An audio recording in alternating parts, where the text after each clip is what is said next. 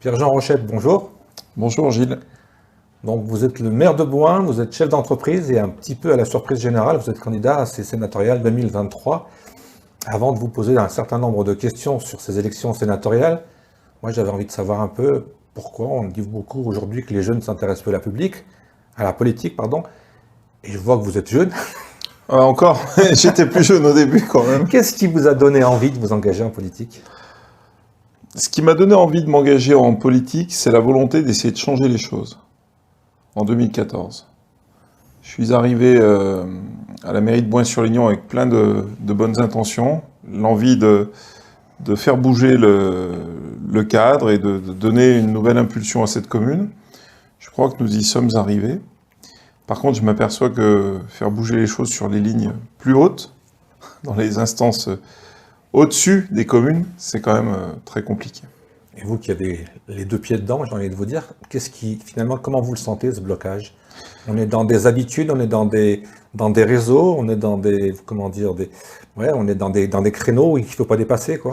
Ah, je crois qu'on est un pays qui de facto n'aime pas la réforme, et quand on a envie de changer les choses, forcément, il y a des gens qui aussi y perdent un petit peu leur place, perdent leur positionnement. Donc oui, c'est véritablement, à mon avis, très difficile de réformer. On voit bien que, typiquement, si on parle de l'échelon départemental, la réforme qui avait été proposée par Sarkozy à l'époque, la réforme du conseiller territorial, Qui devait remplacer le conseil général et le conseil exactement régional. C'était une bonne réforme, fallait la faire. Et on voit qu'elle n'a pas pu aller au bout parce que justement ça gênait pas mal de monde. D'autant plus qu'aujourd'hui, avec les grandes agglomérations, les métropoles et les conseils départementaux, on a l'impression Il y a doublon. Voilà, j'allais dire le mot doublon. Bien sûr. Même si chacun a dit qu'il a des prérogatives différentes. Oui, mais ça, tout le monde dit toujours ça. Mais je pense que sur le long terme, d'ailleurs, on y reviendra à ces réformes. Typiquement, on y reviendra. On ne peut pas garder un millefeuille aussi important. Tout ça, à l'arrivée, c'est quand même un petit peu d'inertie, quoi, qu'on le veuille ou non. Alors, bien entendu, chaque collectivité joue son rôle. Aujourd'hui, le département a une grosse vocation dominante sociale. On peut parfaitement comprendre que chacun ait des missions, mais c'est pas parce que la situation d'hier était ainsi qu'on ne doit pas la bouger. Donc, oui, il y a une certaine inertie. Finalement, avec l'expérience, on se rend compte aussi que finalement, avec le temps, les choses bougent quand même. Et il faut s'inscrire dans la durée peut-être. Et on veut peut-être, aujourd'hui, on est dans l'instant présent, il faut que ça bouge tout de suite. Le problème, c'est qu'à mon avis, les choses bougent, oui, mais pas suffisamment vite.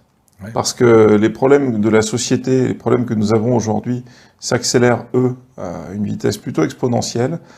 Et ce qu'on peut reprocher souvent aux politiques, au sens, je dirais, noble du politique, au sens noble du terme, c'est d'être toujours un petit peu en retard sur les problèmes, pour corriger les problèmes sociétaux. Est-ce que quand on ne va pas trop vite aussi, on fait mal les choses?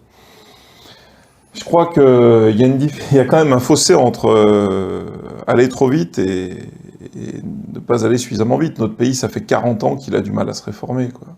Là, on est quand même sur une échelle longue. Parce que si j'osais, la politique, c'est un peu aussi la politique de la concertation. Oui, mais la concertation, elle doit déboucher sur quelque chose au bout d'un moment. C'est-à-dire qu'il y a des décisions qui doivent être prises. Et on voit bien souvent que ce pays, dès qu'une réforme est proposée, c'est quand même difficile. Donc moi, c'est cette envie, c'est toujours la même envie de m'engager en politique, et c'est de faire bouger les lignes. Même si je sais bien que c'est pas simple. La politique dans la durée, c'est quelque chose que vous allez exercer pendant plusieurs décennies, ou alors c'est juste un passage, parce que vous êtes aussi chef d'entreprise. Il y aura, j'imagine, dans votre vie des priorités aussi. Non, c'est un passage, très clairement. Mais ça, je l'ai toujours dit, c'est un passage. Faites bouger les choses, et puis après, vous reconsacrez votre entreprise. Oui, parce que je crois aussi que la politique, comme la vie professionnelle, ça demande de l'énergie. Et puis il y a une usure au bout d'un moment. Il y a une usure. Si on fait, si aujourd'hui je cherchais à m'inscrire dans une percée de 20 ou 30 ans de carrière, je sais très bien qu'au bout d'un moment je serais plus performant, et j'aurais perdu aussi quelques convictions, parce qu'il y a aussi un petit peu on s'abîme en politique. Et puis, dans tout, je crois. Dans tout, ouais, on s'abîme, on se bonifie aussi parfois dans certaines choses. Bon, mais bon, quand on entre dans ces fonctions-là, c'est véritablement qu'on a des convictions. Et l'idée, c'est d'avoir suffisamment d'énergie pour les porter. Mais je crois que sur le temps long, au bout d'un moment, on se fragilise et on se fatigue aussi. Donc il faut laisser la place. Et puis moi, je suis pour le renouvellement. Je n'ai pas fait de politique, je n'ai pas fait de la politique mon métier, et je souhaite d'ailleurs qu'il n'y ait plus d'élus qui fassent de la politique leur métier aujourd'hui. Grand débat. Un grand débat, ouais, mais ça fait partie des lignes à faire bouger. On est en septembre 2023, on dit aujourd'hui qu'il n'y a plus de gauche, plus de droite. D'après ce que j'ai lu, je vous ai senti quand même bien à droite. Est-ce que pour vous aussi, il n'y a plus de ligne ou alors on va revenir bientôt dans un clivage gauche-droite ou alors tout ça c'est révolu? Non, je pense que le clivage gauche-droite, je ne sais pas si c'est le bon terme, mais effectivement, il y a deux nuances politiques fortes, c'est la gauche et la droite, c'est clair, c'est clair. Si elles ne veulent pas disparaître définitivement, il faudra qu'elles retrouvent leur base électorale. Sinon, c'est terminé. Sinon, c'est terminé. Donc moi, je crois que les nuances gauche et droite vont revenir, mais je crois aussi qu'on va aller vers un système de coalition, comme ça se pratique dans d'autres pays. C'est-à-dire que des groupes devront travailler ensemble et avoir des accords pour avoir une politique globale. On ne peut pas rester dans la situation actuelle, en fait. La situation actuelle avec une Assemblée nationale qui parfois est quand même difficile à regarder parce que c'est pas intéressant et parfois ça peut aussi faire peur quand on voit le comportement de certains groupes politiques. Bon, aujourd'hui les textes qui sortent, ils sont le fruit d'un accord transpartisan. Sauf qu'on a beaucoup de mal en France à peut-être faire comprendre que finalement les choses elles vont peut-être être comme ça maintenant, c'est-à-dire des coalitions et puis des accords aussi parfois d'opportunités sur des sujets sur lesquels on peut avoir des points convergents et des intérêts communs. On revient au sénatorial. Qu'est-ce qui vous a décidé là aussi d'y aller au combat? Les sénatoriales, c'est très simple. Nous sommes partis pour représenter nos convictions que nous portons, c'est-à-dire représenter les communes que nous sommes. Sur ma liste, il y a des communes de tout le département, plutôt à consonance rurale, mais on ne parle pas que de la ruralité, parce que la ruralité aujourd'hui, sans les agglomérations, ce serait... vous prenez la Loire, vous enlevez l'aire métropolitaine stéphanoise, c'est la Creuse en fait. Donc le sujet, il est que on a besoin les uns des autres, nous sommes interdépendants. La ruralité ne vit plus sans l'urbanité, et l'urbanité a besoin de la ruralité pour proposer aussi des solutions, notamment dans le parcours résidentiel, de l'habitat différent de ce qui se pratique en ville, et pour aussi entretenir cette économie. Quand on dit le mot ruralité, ça sent bon la France, hein, mais quelle est votre définition, votre ruralité? Parce qu'on a l'impression aujourd'hui qu'il y a tellement eu de mouvements de population que c'est difficile à définir la ruralité. Oui, c'est très difficile, et je dirais que l'exemple ligérien est un bel exemple, parce qu'on a beaucoup de communes rurales qui finalement ont eu un accroissement de population assez fort, et qui aujourd'hui sont des communes qui ont effectivement une vocation rurale, mais qui ont aussi maintenant, qui rencontrent les problèmes qu'on peut avoir dans un système, dans un environnement plus urbain. La ruralité, c'est avant tout un écosystème, c'est beaucoup d'élus engagés, c'est du bénévolat aussi. Typiquement, nos pompiers en zone rurale sont bénévoles, sont des volontaires. Et puis, c'est un cadre de vie différent, ce sont des règles différentes. Ce sont des gens qui acceptent de vivre plus loin des services. On a moins de services et il faut l'accepter quand on vient habiter en zone rurale, mais qui ont un cadre de vie un peu différent. Je crois, si vous voulez, qu'on a véritablement intérêt à garder notre mode de vie tel qu'on l'a dans la Loire avec les deux, parce que dans le parcours résidentiel dont nous avons besoin, les familles ont souvent plutôt envie d'aller en zone rurale pour avoir un petit peu d'espace au début, mais après, le retour en zone urbaine fait partie du parcours résidentiel quand les premières difficultés de la vie apparaissent, quand il y a aussi parfois des accidents de la vie, typiquement un divorce, où on a besoin de se retrouver en situation monoparentale à proximité des services. Donc je crois que c'est un équilibre en fait. Il y a des gens qui veulent habiter en zone urbaine et qui ont toujours été comme ça, les citadins, puis on a les campagnards, entre guillemets, qui eux ont besoin d'avoir un petit peu une densité plus faible. Ce sont deux modes de vie différents qui se respectent, qui cohabitent et qui font ce qu'est notre département aujourd'hui. Au fil des décennies, on a eu l'impression, et c'est même pas une impression, c'est une réalité, que les gens des campagnes, les environs de Saint-Étienne, la Haute-Loire, tout ça, ils descendaient à la ville, Oui. si je peux m'exprimer ainsi. Et aujourd'hui, on se rend compte qu'avec les nouvelles technologies, qu'on peut presque travailler tous de chez soi, enfin à une grande majorité, même si la tendance elle est en train de retour de s'inverser. On a eu les Lyonnais qui ont immigré à Saint-Étienne, Oui, les c'est vrai. Stéphanois qui immigrent dans la plaine. J'allais vous dire, la réalité, on a l'impression que c'est campagne contre ville, et finalement on se rend compte que c'est ville et campagne assemblées. De toute façon, il y a une chose évidente, c'est que dans la Loire, si la campagne et la ville ne s'entendent pas, le résultat n'est pas au rendez-vous. On doit travailler ensemble, être au service aussi de cette aire urbaine qu'est Saint-Étienne, parce que c'est elle qui porte le département. C'est le moteur du département. Ben bien sûr, c'est pas demain. Il y a d'autres villes de taille moyenne, intermédiaire dans le département qui sont tout à fait respectables. Mais si demain on n'a plus Saint-Étienne et sa métropole, c'est aucune chance pour la ruralité de continuer à vivre comme elle le fait. Je crois qu'on peut arriver à trouver un équilibre intéressant en changeant aussi nos modes de vie. Et c'est en train de se faire. Saint-Étienne, il y a de la rénovation urbaine qui est plutôt intéressante, qui s'opère. Bien entendu, le chantier, il est gigantesque. Hein. Donc, par une qualité de l'habitat différente, par des choses novatrices, on va arriver aussi à remettre un petit peu de campagne au sein des villes. C'est ce qui est demandé maintenant. C'est-à-dire avoir des villes un petit peu plus vertes. Aérer les villes bien avec tout ce béton, mettre des arbres, Exactement. j'ai envie de vous dire, mettre du vert dans la ville verte. C'est ça. Mais de toute façon, aujourd'hui, le sujet, il est là maintenant. Avec l'épisode de haute Et chaleur. peut-être un peu d'eau aussi. Oui, mais avec l'épisode qu'on vient de passer, on sait très bien que les politiques amenées maintenant, elles vont vers le verdissement des villes et vers la disparition des nuisances qui existent encore au sein de nos villes, et notamment avec les nuisances liées aussi à la circulation. Moi, je suis le maire d'une commune très rurale, mais on a 10 000 véhicules par jour qui traversent notre commune de Boin-sur-Lignon. Ben, je crois qu'on n'a pas bien le choix en plus. Et on n'a pas bien le choix où nous sommes situés. Cette route qui traverse. Hein. Donc pour nous, ce qui se passe à Saint-Étienne, on regarde aussi de notre côté, parce qu'on va être obligé de mettre en place les mêmes choses, c'est-à-dire le reverdissement du centre-ville, le travail autour de la circulation. L'idée, c'est pas de chasser les voitures de la ville, parce que les commerçants ont besoin des voitures, mais c'est de faire en sorte que l'utilisation soit un peu différente, et que le parcours aussi des gens dans la ville soit différent. Justement, j'allais venir à cette petite parenthèse.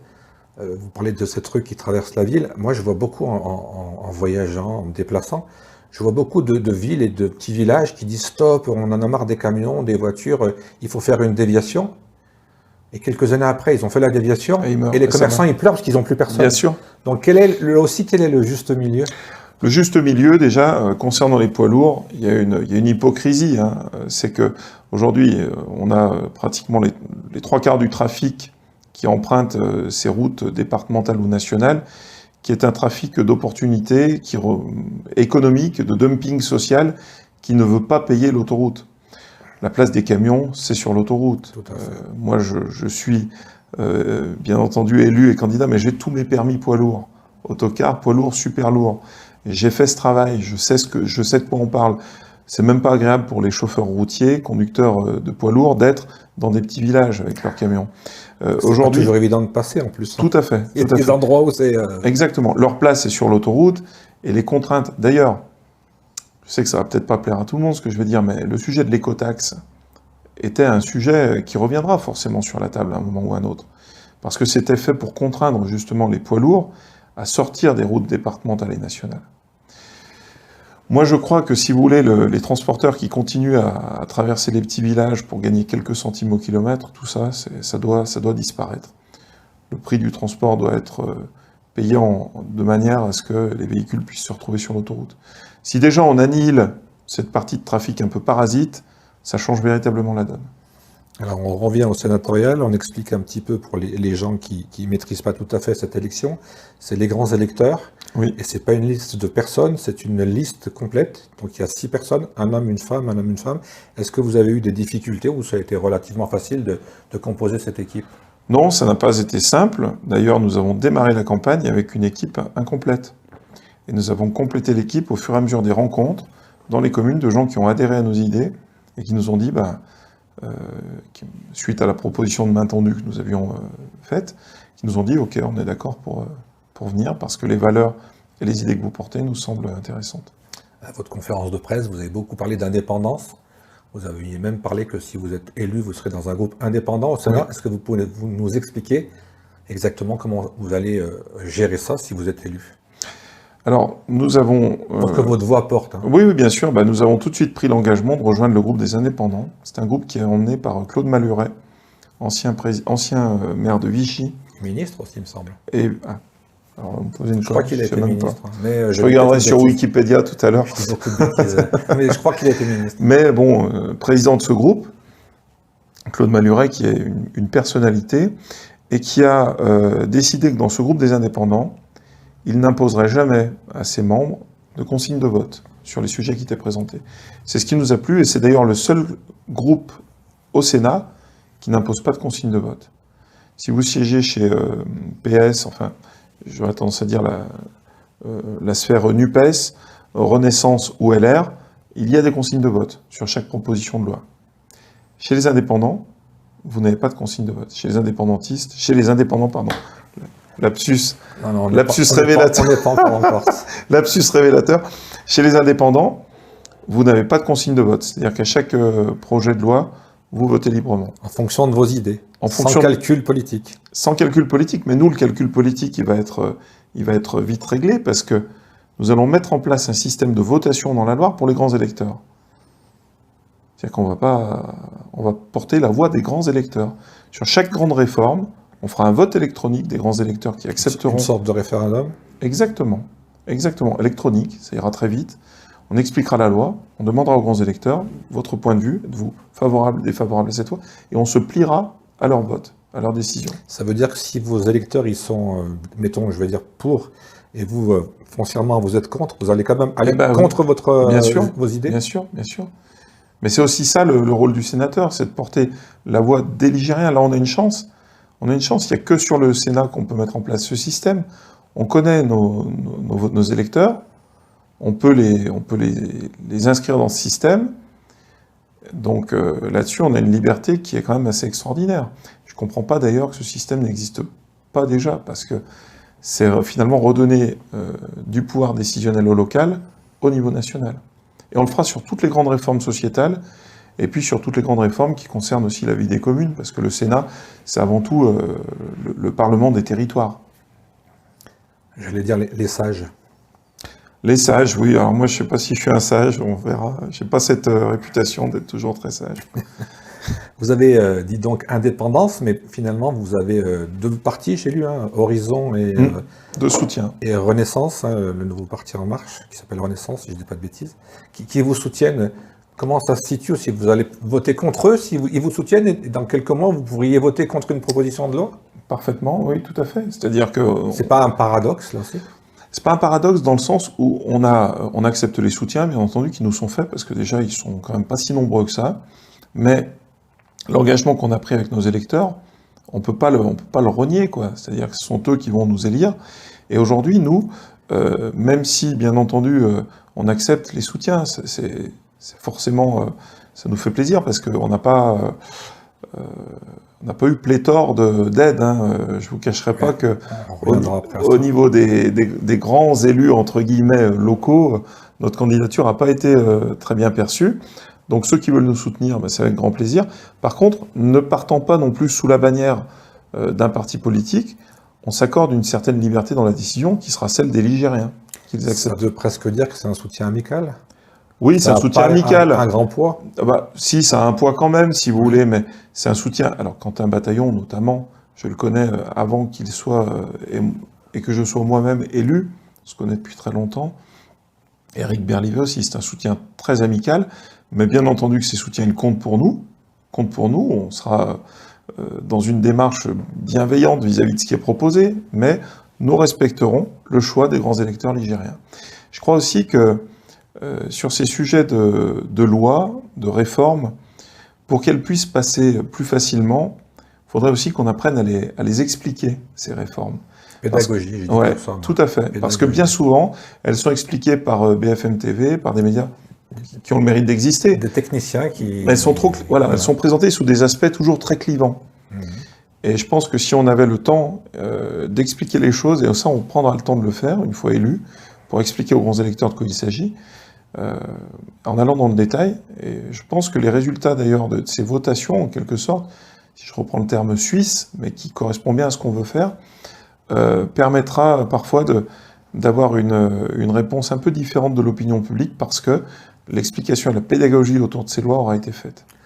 Avant d'être élu, il faut se présenter. C'est ce qui est fait. Je crois que c'est cette semaine, on dépose les listes. Hein, on dépose, alors aujourd'hui, je crois que nous sommes le 4. Ouais. C'est ça Du 4 au 8. Quel est justement votre programme? Quelles sont les grandes lignes? J'ai bien compris que vous allez vous rapprocher des grands électeurs, que on va parler de ruralité, de beaucoup de choses, mais quels sont vraiment les points essentiels où vous pouvez peut-être faire basculer des votes ou convaincre les gens? Alors nous, notre programme, c'est vraiment un programme, je dirais,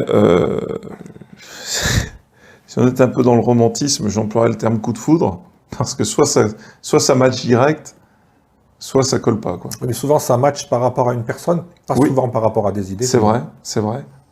Mais vous voyez, on dit on va voter Reynaud, on va voter Tissot, mais on dit pas je vais voter parce qu'il propose ça, oui, mais parce que la vie sera plus belle, quoi. Mais quand même, on a besoin de savoir ce que les uns et les autres vont faire et veulent faire. C'est pour ça que je vous parle du programme. Nous, la proposition déjà de votation pour les grands électeurs, c'est un point. On a 10 propositions à faire, mais je vais peut-être pas les expliquer toutes, mais la deuxième, c'est qu'on veut aussi, par une proposition de loi, créer une dotation globale d'investissement pour les communes rurales. Et puis demander l'indexation de la dotation globale de fonctionnement sur l'inflation. La dotation globale d'investissement, elle aura pour vertu de créer finalement un système de reversement d'argent destiné à suivre l'investissement des communes rurales et les désengager de ce système en fait permanent de subvention où les communes sont un petit peu enfermées dans un rôle de quêteurs où elles vont aller solliciter, et c'est très bien, hein. Moi je suis à la fois au département et à la fois à la maire, je suis content de les recevoir, les subventions, je suis content de les distribuer. On n'a pas la sensation de faire un peu l'aumône? Mais si, mais c'est exactement ça. On fait la quête, les maires, qu'on le veuille ou non, d'une certaine façon perdent une liberté de parole, parce que forcément, quand quelqu'un vous donne... C'est tout le problème de la subvention. Quand on est subventionné, on n'ose plus rien dire. C'est ça. Quand quelqu'un vous donne de l'argent pour réaliser vos projets, et c'est très bien, mais on perd une liberté de parole, qu'on le veuille ou non. Donc nous, ce que nous souhaitons, c'est réduire les DGF qui sont versés justement à ces collectivités, régions, départements, prendre une quote-part pour reverser en dotation globale d'investissement aux communes rurales d'une strate définie. Et de manière à ce que les maires aient un engagement très clair en début de mandat, on leur dira, vous avez tant en fonctionnement, tant en investissement, et puis après vous vivez votre mandat sans aller faire la quête ni auprès de l'État, ni auprès de l'Europe, ni auprès des autres collectivités partenaires. C'est les mêmes règles quand on demande de l'argent au département qu'à la région? Non, ce sont pas tout à fait les mêmes règles. Ce qui fait que là aussi, on a une multiplication des dossiers. En gros, quand on démarre un projet en commune, entre le moment où on dépose les demandes de subvention et les retours, quand on attend les retours de toutes les collectivités, il se passe 1 an. Donc c'est 1 an de perdu pour le projet aussi, quoi. Il faut, ce que je vous disais en début d'entretien, il faut être patient. Oui, il faut être patient, mais le problème, c'est que le mandat municipal, il est court. Donc déjà, si on attend 1 année pour les subventions, quand on commence à demander les subventions, c'est que le projet est mûr déjà. Donc il a fallu le temps de mettre au point le projet, bien souvent 1 année. 1 année pour les demandes de subventions. Sur un mandat de 6 ans, on a déjà passé 2 ans à imaginer et à demander les aides pour un projet. Là, on a parlé d'argent. Est-ce qu'il y a d'autres propositions fortes? Oui, on veut mettre sur la table un sujet lié à l'urbanisme, parce que là aussi, pour les communes très rurales, on a une difficulté à conserver les populations locales sur ces territoires. Typiquement, un jeune qui veut s'installer en agriculture dans les monts du Forêt ou dans les monts du Lyonnais, aujourd'hui a énormément de difficultés à valider un permis pour s'installer et reprendre une exploitation. Donc ce que nous proposons, nous, c'est de mettre en place un quota pour les communes rurales, un quota de permis, qui sera appelé finalement et destiné au maintien de la population locale, qui ne serait pas un quota de permis à destination des lotisseurs. C'est-à-dire que l'idée, c'est pas d'ouvrir de nouveaux lotissements pour aller aspirer la population qui est en ville. Ça on l'a fait pendant les 20-30 dernières années, c'est une catastrophe, il faut arrêter. Et je pense que tous les maires que je rencontre en ont parfaitement conscience. Donc ça, on doit le corriger, enfin on doit le corriger, on doit surtout l'arrêter. Par contre, quand on va rencontrer les communes rurales, ce qu'elles souhaitent, les communes rurales, c'est pas doubler en population. Ce qu'elles souhaitent, c'est juste maintenir la population qu'elles ont, maintenir leur école, maintenir leur commerce, et globalement faire en sorte que la démographie ne s'effondre pas. Et aujourd'hui, elles n'ont plus les moyens techniques pour maintenir au minimum leur démographie. Donc ça, c'est une proposition qu'on veut travailler par une proposition de loi, et qui sera un vrai bol d'oxygène pour les communes rurales.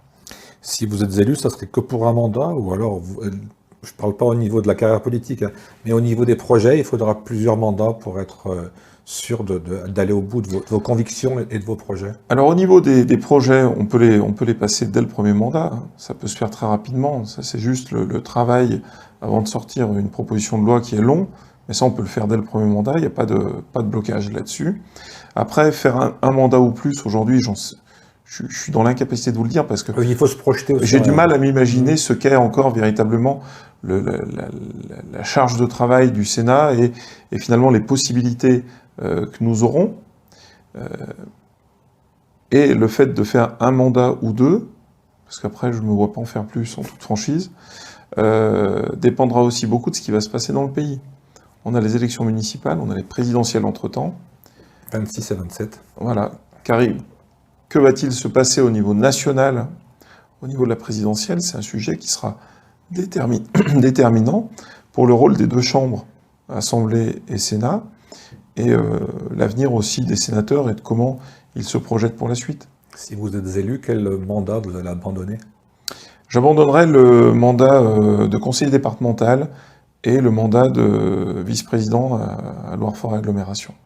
Et je redeviendrai conseiller municipal dans ma commune, parce que si vous voulez, on ne peut pas avoir un double discours de dire la commune est, d'après nous, la base de l'institution républicaine et la base du fonctionnement de notre pays, de nos institutions, et puis l'abandonner dès qu'on a la possibilité d'avoir une proposition plus intéressante. J'aurais pu conserver le département et le Sénat, mais c'est un souhait de ne pas conserver les deux mandats. Donc c'est mon suppléant, le maire de Chalmazel, qui, si je gagne, Chalmazel-Jean Sagnières, qui prendra ma place. J'ai envie de vous dire avec humour, vous aurez un pied à Paris et un pied dans votre commune. Bien sûr. D'ailleurs, je fais partie de ceux qui considèrent que la réforme interdisant le cumul député-maire ou sénateur-maire est une erreur. C'est une erreur. Je suis contre le cumul de certains mandats, et ça, je trouve que c'est une bonne chose d'y avoir mis fin. Mais par contre, député-maire, sénateur-maire, c'est une hérésie, parce que ça permettait au contraire d'avoir un vrai lien. On voit bien aujourd'hui, on a vu ce que ça donnait la société civile au Parlement, parfois ça fonctionne, parfois ça ne fonctionne pas, parce que justement, il n'y a pas de connaissance de ce mandat local. Et d'ailleurs, nous ferons une proposition de loi pour que justement, on ne puisse plus devenir demain dans ce pays parlementaire ou haut fonctionnaire ou ministre, sans avoir fait un passage en mandat local. C'est la base pour comprendre comment fonctionnent nos institutions. J'ai fréquenté pas mal d'élus depuis toutes ces années d'interviews, et je me rends compte que, je ne vais pas dire que c'est les pauvres, hein, puisqu'ils l'ont choisi, mais on se rend compte qu'ils n'ont pas de vie, parce qu'ils sont constamment sur le terrain, constamment invités, et que la vie familiale, la vie personnelle, elle est vraiment mise de côté. Je pense que vous le vivez déjà un petit peu, mais vous êtes prêt aussi à sacrifier ça? C'est une décision, avant de la prendre, j'avais besoin de la valider avec j'allais dire 3 personnes, mais c'est pas 3 personnes. J'avais besoin d'avoir la validation, j'avais besoin d'avoir 3 validations. 3 avis, non? 3 avis, et 3 accords aussi, parce que le premier, de toute façon, les 3 pour moi les voyants devaient être au vert, sinon je n'y allais pas. Le premier, c'était celui de ma famille et de mon épouse, qui a bien compris les enjeux, qui sait très bien quelle sera notre vie si nous remportons cette élection, et qui me suit, qui me soutient, et qui est très présente sur le terrain lors de mes déplacements. Elle m'accompagne beaucoup avec mes enfants, et elle est très investie dans mes fonctions électives. Le deuxième, c'était la validation de mon équipe municipale. Parce que dire je pars et après moi le déluge, c'est pas trop ma façon de travailler. C'est pas très honnête. Hein. Non, c'est pas très honnête. Et puis laisser vos amis qui vous ont aidé en mairie se battre après vous pour prendre la place, je trouve que c'est pas une façon c'est pas une façon honnête, intègre d'avancer. Donc j'ai réuni mon équipe municipale, la suite est préparée, tout se passera dans de bonnes conditions. Et moi, souhaitant rester au sein de ce conseil municipal et siéger avec mes amis, j'ai envie de continuer à les accompagner, et donc les choses ont été faites proprement. Et puis le troisième avis, c'était quand même celui de mes colistiers et de mes suppléants au conseil départemental, parce que notamment le maire de Chalmazel, Valérie Goutfard, devra prendre ma place si nous gagnons, et donc lui aussi, pour lui, c'est un changement de vie, et voilà. J'ai eu l'accord des trois, pas immédiatement, hein. J'ai eu l'accord des trois, et c'est après que nous nous sommes engagés dans la... À votre conférence de presse, vous avez parlé de pression avec un sourire quand vous avez donc lancé cette liste. Comment ça se vit et quelles sont finalement les vraies pressions que vous subissez aujourd'hui? Parce qu'on avait une liste à droite qui était quasiment sûre de faire un très gros score, et là, vous venez perturber un peu le jeu. Oui, c'est un peu le résumé de notre vie, hein, finalement. Nous sommes un peu dans ce rôle de poil à gratter qui nous a plutôt, finalement, qui a trouvé son écho jusqu'à présent, ce qui veut dire qu'il peut y avoir des voix différentes et des voix un petit peu disruptives et qui peuvent trouver finalement des gens qui, même s'ils ne l'affichent pas peut-être officiellement parce qu'eux-mêmes ont peur des pressions à venir, eh bien, dans l'isoloir, prennent cette liberté de dire « nous, le système, eh ben, on va essayer d'en sortir un peu en votant pour des voies différentes ». Et c'est ce que nous avons proposé. Et effectivement, sur les propositions que je vous ai expliquées tout à l'heure, vous devez bien comprendre que ça ne fait pas plaisir quand on parle de ça, quand on parle de système de subventionnement, un peu clientéliste, il faut bien le dire, hein, ouais, dans certaines collectivités. Un peu beaucoup. Pas dans toutes, mais malgré tout, voilà, il existe. Et que, bon, bah, effectivement, on a eu de fortes pressions, je dirais, pour nous dissuader de nous lancer dans cette campagne. Et beaucoup ont cru que c'était un coup de bluff, hein, au début. Jusqu'à, je dirais, encore 3 semaines en arrière, on me demandait si on allait vraiment faire notre liste, quoi. Alors qu'elle était complète, qu'on avait commencé à faire la tournée des communes. Et on me disait, mais vous êtes fous, enfin, vous allez vous attirer. Justement, dans cette tournée des communes et des grands élus, est-ce qu'il y a des gens qui refusent de vous recevoir? On a lu que vous allez être reçu très bientôt par le maire de Saint-Étienne. On y reviendra aussi. Alors le maire de Saint-Étienne, lui, a accepté de nous recevoir, mais il y a une autre grande commune de la Loire aujourd'hui qui refuse de nous recevoir. Ça serait pas la commune de Saint-Chamond? Non. Des grandes, il n'y en a pas énormément. Il y en a trois. Il y en a trois. Bon, moi je donne ma langue au chat. C'est ni Saint-Étienne ni Saint-Chamond. C'est la troisième Serwan, normalement, dans l'ordre protocolaire. La troisième Serwan. Voilà. Justement, pour rester dans la politique politicienne, comme on dit, on a l'impression aussi qu'il y a des règlements de compte là-dessous, parce que Mme Sureno, qui a été vice-président métropole, puis président par intérim, on a le maire de Saint-Étienne qui veut reprendre sa place. Est-ce qu'il n'y a pas des enjeux derrière votre liste? Les puristes savent de quoi je parle, mais comment vous vivez ça? Vous êtes un pion ou vous êtes un indépendant? Puisqu'on revient au mot tout à l'heure, l'indépendance. Oh, je pense pas qu'on ait cette réputation d'être des pions. Et je pense que on entend des choses, donc on sourit et on dit c'est vrai qu'il y a un brin de vérité quand même. Oui, dans toutes les collectivités, dans tous les mandats que nous avons portés, on n'a jamais eu ce rôle de pion. Au contraire, on a plutôt été gênant. Et c'est d'ailleurs pour ça aujourd'hui que, effectivement, quand vous parlez de... Je connais quelqu'un qui est gênant et qui a été banni de pas mal de choses. Oui, peut-être. Alors j'arrive. Ah oui, d'accord.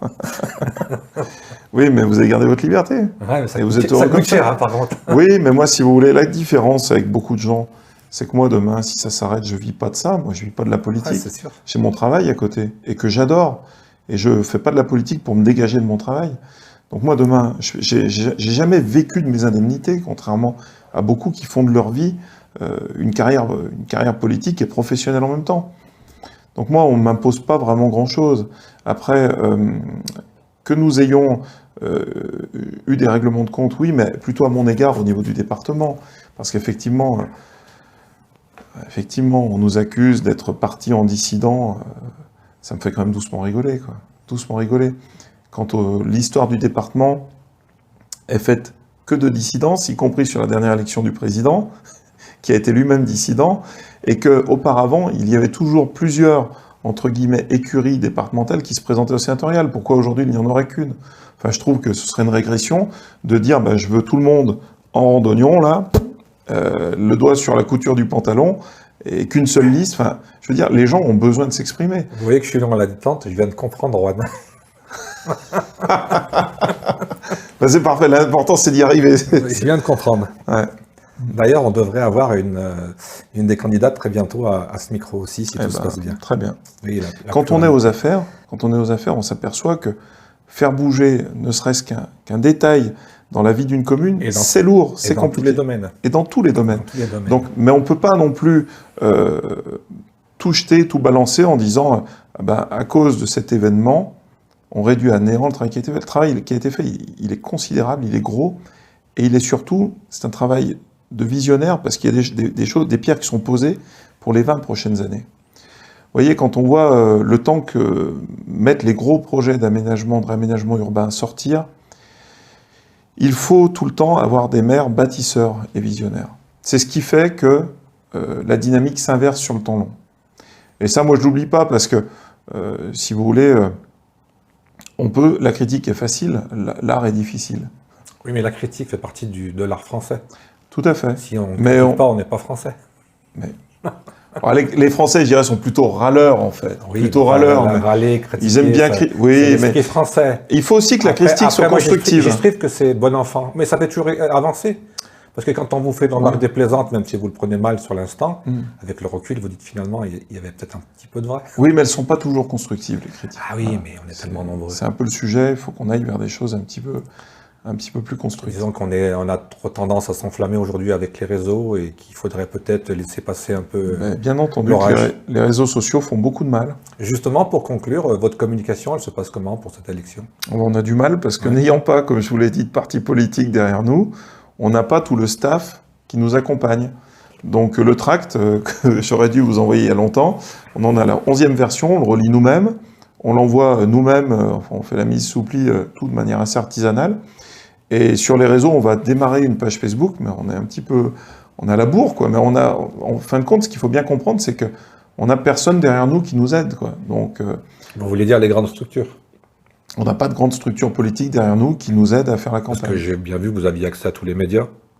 On a accès à tous les médias. Il n'y a pas de porte fermée? Non, on ne nous ferme pas la porte, ça c'est clair. On n'a pas, mais on a plutôt, d'ailleurs, aussi bien chez les élus que chez les journalistes, on a un bon accueil. Parce que les gens veulent entendre ce qu'on a à dire. Oui, mais c'est toujours intéressant d'entendre un avis différent. Tout à fait. Après, ils se feront leur opinion. Vous savez, moi, je dis toujours que j'adore écouter les gens qui disent pas comme moi. Ouais. Parce que ça m'enrichit. Bien sûr. Ceux qui disent comme moi, finalement, ça change. Ils n'apportent rien. Mais bien sûr, ils changent. Mais c'est ça, la pluralité, la richesse des échanges et de la politique, c'est ça. Moi, quand je suis arrivé à la tête de la commune de Boing, très jeune, plus jeune qu'aujourd'hui, 32 ans, j'avais l'impression que la vérité, elle était ou toute blanche ou toute noire. Et 6 mois après, je me suis aperçu que... C'était gris. Finalement, voilà, que c'était gris. Parce que... Ça s'appelle l'expérience. Non, mais c'est ça. Mais c'est ça, parce que j'ai rencontré des gens qui étaient dans des situations que je ne pouvais pas imaginer.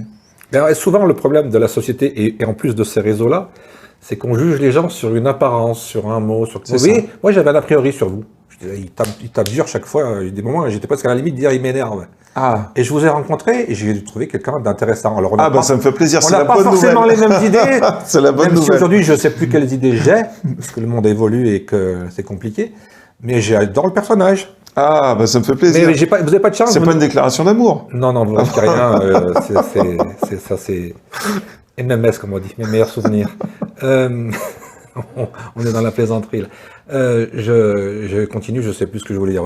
Vous m'avez non, mais que les réseaux sociaux, effectivement, donnent une image biaisée des gens. Mais c'est aussi le sujet, de l'algorithmie derrière. C'est-à-dire que vous avez une opinion, et après on vous alimente uniquement de courants de pensée qui vont dans votre sens. C'est un peu dans la vraie vie pareil. Vous rencontrez toujours les mêmes amis qui vous racontent toujours les mêmes histoires. Oui, mais tout ça, ça va... Et les gens sont dans des réseaux, mais ne vont pas forcément aller voir en face ce qui se dit. À travers tout ça, on s'oriente vers une castration philosophique. C'est-à-dire que les gens n'auront plus leur libre autocritique. Moi, j'adore l'autodérision. Je pense que l'autocritique est une vertu et qu'il faut aussi accepter parfois la contradiction. Et vous voyez le paradoxe de 2023, il y a de plus en plus de médias, tout le monde s'exprime. Il y a de moins en moins de Et finalement, tout le monde dit la même chose. Et l'abstention augmente. Ça, c'est encore un autre débat. Ouais. Moi, pour moi, je le dis souvent, vote obligatoire. Oui. Au Sénat, c'est le cas. Le vote est obligatoire. Enfin, obligatoire. Il est sanctionné si... On redevient sérieux quelques secondes pour terminer. L'élection, c'est le 24. Oui. Si le 24, vous êtes élu, qu'est-ce qui se passe? Quelle est votre première décision? Quelle est votre première envie? La première décision... À part bien sûr d'ouvrir le champagne. Oui, entre autres. La première décision sera de mettre en place notre système de vote de consultation des grands électeurs. Ouais, c'est ça. Très bien. Eh bien, écoutez, merci de nous avoir reçus. Mais avec plaisir. Bon Merci courage. pour l'échange. Et puis moi, je vous retrouve quand vous êtes sénateur. Eh ben, c'est une bonne idée. Peut-être pas maintenant, peut-être dans 6 ans, peut-être dans 12 ans. Non. Le 25, et on va à Paris. On fait la nouvelle interview depuis Paris. Ah ben, j'ai monsieur le député qui m'avait dit exactement la même chose et après, j'ai plus de contact. Lequel? Alors, on va pas citer des noms parce qu'après, on va encore avoir des procès. Non, moi, je tiendrai parole parce que j'adore recevoir et j'adore échanger autour d'une petite bouteille. Aujourd'hui, on est autour d'une bouteille d'eau. Vous savez que moi, j'adore manger. Mais on fera différemment la prochaine fois, c'est sûr. En tout cas, merci, bon courage. Et si j'ai bien compris aussi, c'est un petit peu compliqué financièrement. Donc, s'il y a des gens qui veulent vous aider, ils vous contactent directement. Bah, en fait, c'est pas compliqué, c'est simplement que on a un remboursement qui existe de ces campagnes électorales.